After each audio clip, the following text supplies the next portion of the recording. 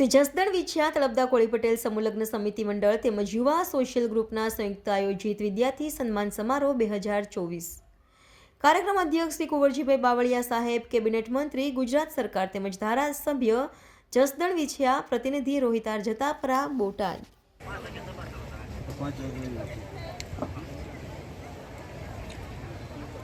જોરદાર તાળીઓથી આપણે વધારશું। સ્વાગત થઈ રહ્યું હોય ત્યારે આપણે સૌ એ તાળીઓથી વધાવી આભાર સાહેબ।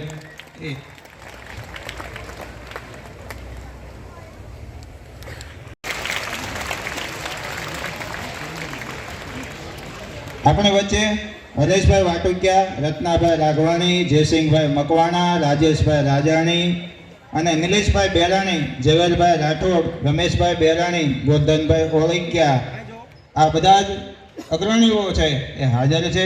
એમને સ્વાગત કરીએ છીએ, આવકારીએ છીએ।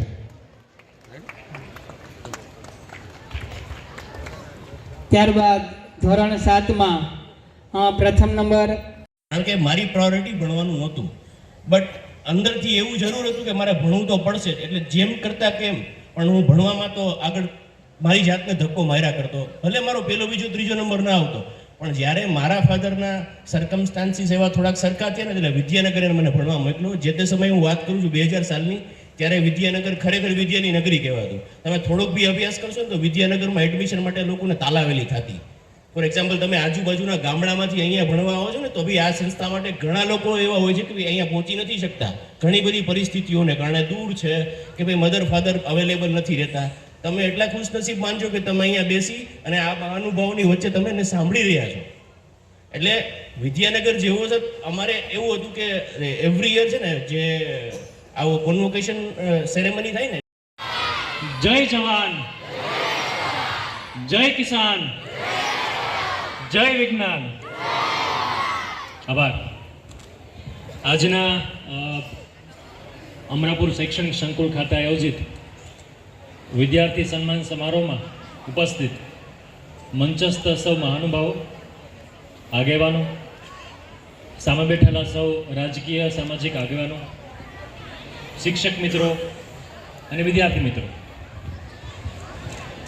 ત્યાં આગળ થોડી આપણા શિક્ષક મિત્રોને વિનંતી કે થોડુંક ત્યાં અંદર બાળકોને આભાર, એટલે મારા સિવાય અન્ય વક્તાઓ પણ જે આગળ છે એટલે એમ જરા શાંતિથી સાંભળજો।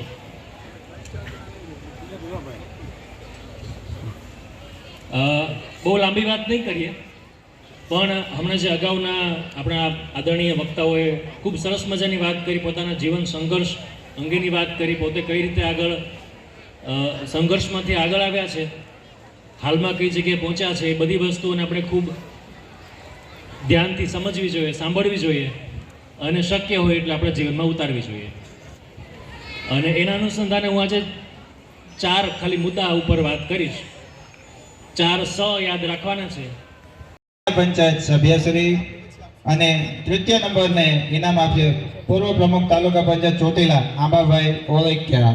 મહેમાનશ્રીઓને વિનંતી કે વિદ્યાર્થીઓને છે ઇનામ અર્પણ કરે।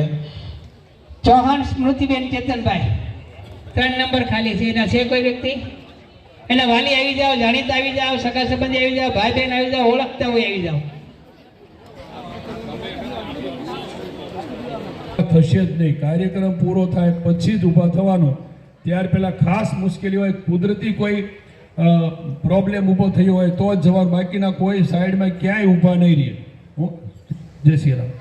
એટલે મારી બધાને વિનંતી, આપણે વિદ્યાર્થી તરીકેનું બરાબર અહીંથી શિસ્તનું પાલન થાય અને અહીંથી જે તમને સંદેશો કહેવાય એને આપણા જીવનમાં કાંઈક એમાંથી ગ્રહણ કરવા જેવું છે એવા લોકોને આપણે બોલાવ્યા છે।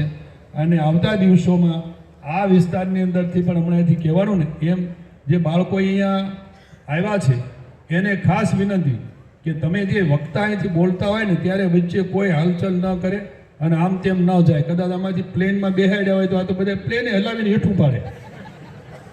આપણામાં શિસ્ત હોવી જોઈએ, એટલે માફ કરજો, વચ્ચે નહીં બોલવું જોઈએ મારે, પણ તમને બધાને વિનંતી।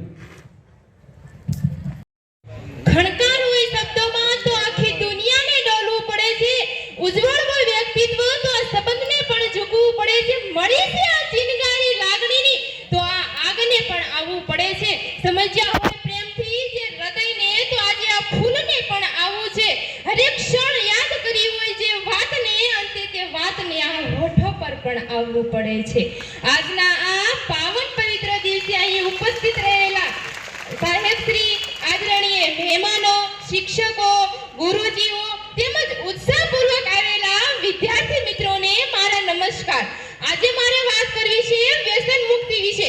શબ્દ એક શોધો ને સહિતા નીકળે, કૂવો ખોદો ને દરિતા નીકળે. અજબતા શીર્ષે આ ભારત ભૂમિની જ્યાં માં ભારત વાવો ને ગીતા નીકળે, જ્યાં માં ભારત વાવો ને ગીતા નીકળે. હજી પણ ક્યાંક ધમકે છે લક્ષ્મણની રેખા, હજી પણ ક્યાંક ધમકે છે લક્ષ્મણની રેખા, જેથી રાવણ જેવા બીતા નીકળે. આજે વિશ્વમાં 14,000 લોકો ધૂમ્રપાનનું વ્યસન કરે છે, 64 લાખ જેટલા લોકો તમાકુનું વ્યસન કરે છે અને ઘણા એવા નવા યુવાનો છે કે જે વ્યસન કરતા શીખે છે. પરંતુ દુઃખની વાત તો ત્યારે થાય છે કે જે વ્યસન કરતા પોતાના વડીલો પાસેથી શીખે છે. પરંતુ એક વાત તમે હંમેશા યાદ, ઘણા બધા યુવાનો એવા છે કે વ્યસન કરી રહ્યા છે. પરંતુ શા માટે તમે તમારા કિંમતી સમયને બરબાદ કરો છો? શા માટે તમે તમારા આ શરીરને બરબાદ કરો છો? આજે હું યુવાન મિત્રોને કહું છું કે થોડું મોડું ભલે થાય પણ જીવનમાં કંઈક બનજો જરૂર. થોડું મોડું ભલે થાય પરંતુ જીવનમાં કંઈક બનજો જરૂર. કારણ કે સાહેબ, આ તો આધુનિક દુનિયા છે. અત્યારે લોકો તમારી હાલત નહીં, હેસિયત તમારી જરૂર પૂછશે. આજે દેશના યુવાનો છે જે વ્યસન કરે છે, તે શા માટે તમે તમારા કિંમતી શરીરને બરબાદ કરી રહ્યા છો? શા માટે તમે તમારા કિંમતી સમયને બરબાદ કરી રહ્યા છો? આ એ સમય છે કે આ સમાજને કાંઈક કરી બતાવવાનો, આ એ સમય છે કે આ વિશ્વને કાંઈક કરી બતાવવાનો. આજે રસ્તો નહીં જડે તો રસ્તો કહી જવાના, થોડા મૂંઝાય એમ મનમાં મરી જવાના. સમજો છો શું મને તમે સ્વયં પ્રકાશ છીએ, દીપક નથી કે ઠાર્યા ફેરી જવાના. આવા વિચાર હોય છે એક ભારત દેશના નાગરિકના, એક યુવાનના હોય છે. તમારે જીવનમાં સફળ થવા માટે 3 વને છોડવા પડશે: વટ, વતન અને વ્યસન. બસ આટલું જ હશે ને તમારામાં તો તમને સફળ થતા કોઈ નહીં રોકી શકે. બસ અહીં હું મારા શબ્દોને વિરામ આપતા પહેલા હું એટલું જ કહીશ કે આ માટીમાં હું જન્મીશું, આ માટીમાં જીવીશ.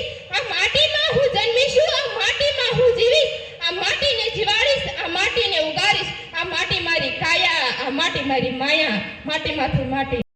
અનમોલ પરિવાર અને ત્રીજી છે સંપત્તિ. પરંતુ જો આજે તમે વ્યસન કરશો ને તો આવતીકાલે તમારા બાળકો પણ વ્યસન કરશે. તમારી નજરની સામે તમે તેને કાંઈ જ નહીં કહી શકશો. શું કહેશો કે બેટા વ્યસન ન કરાય તેમ? પરંતુ તમારે જ નથી જાણતું એક વ્યસન કર્યા વગર તો તમારો કોઈ અધિકાર નથી તેને ના પાડવાનો. આજે ભારતની ઘણી બધી એવી કેન્સરની હોસ્પિટલો આવેલી છે. ત્યાં જઈને તમે તેની મુલાકાત લેજો. ત્યાં જઈને તમે તેના દર્દીઓને જઈને મળજો. ત્યાર પછી તમે જીવનમાં ક્યારેય પણ વ્યસન નહીં કરો. આમાં કોઈ શંકાને સ્થાન નથી સાહેબ. ભગવાને આપણને આ શરીર મફતમાં આપ્યું છે ને એટલે તમે એની વેલ્યુ નથી કરતા. બાકી પૂછી દો એક વૈજ્ઞાનિક અને ડોક્ટરને કે એક લોહીના ટીપાની કિંમત કેટલી હોય છે. અને લાખોમાં વેચાય છે કિડની ને લાખોમાં વેચાય છે આ. અને એક ડોક્ટરને પૂછી તો જુઓ કે એક લોહીના ટીપાની કેટલી કિંમત રહેલી હોય છે. આજે કોઈ પણ વ્યક્તિ વ્યસન કરતા હોય ને તેને આપણે કહીએ ને કે વ્યસન ના કરે તો તે એમ કહે છે કે તેના વગર મારે નહીં ચાલે. પરંતુ આજે હું તમને કહું છું કે એક 1.5 વર્ષનું બાળક, એક ના સમજ બાળક પોતાની માતાનું ધાવણ છોડી શકતું હોય તો તમે તો એક સમજદાર વ્યક્તિ છો, તો તમે આ વ્યસનને ના છોડી શકો? આજે વિશ્વમાં મેં પૈસાની તંગીને કારણે ઘણાના ભણતર છૂટતા જોયા છે. પરંતુ સાહેબ આ સુધી મેં પૈસાની તંગીને. હાય, હું છું ક્રુઝિન સિંઘાનિયા. આપની આસપાસના સત્ય સમાચાર જાણવા માટે જોતા રહો દીવ મિરર ન્યૂઝ. અને હા, લાઈક અને સબસ્ક્રાઇબ કરવાનું ભૂલતા નહીં. Thank you. નમસ્કાર મિત્રો, હું ફિરોઝ ઈરાની આજે તમને એક નવી વાત કરવા આવ્યો છું. દીવ મિરર ન્યૂઝ જોતા રહો, સબસ્ક્રાઇબ કરવાનું ભૂલતા નહીં અને શેર કરવાનું પણ ભૂલતા નહીં. સત્યની સાથે જોડાતા રહો. નમસ્તે મિત્રો, હું છું ચાંદની પરમાર. આપની મનપસંદ ચેનલ એટલે કે દીવ મિરર ન્યૂઝ ચેનલને લાઈક કરો, શેર કરો અને ફોલો કરો. અને હા, તેમાં દરરોજ તાજા સમાચાર જોવાનું ભૂલશો નહીં. દીવ મિરર ન્યૂઝ દરરોજ લાઈવ અપડેટ ગુજરાત રાજ્ય દેશ દુનિયાના તમામ બ્રેકિંગ સમાચારો નિહાળો દીવ મિરર ન્યૂઝ ચેનલ પર.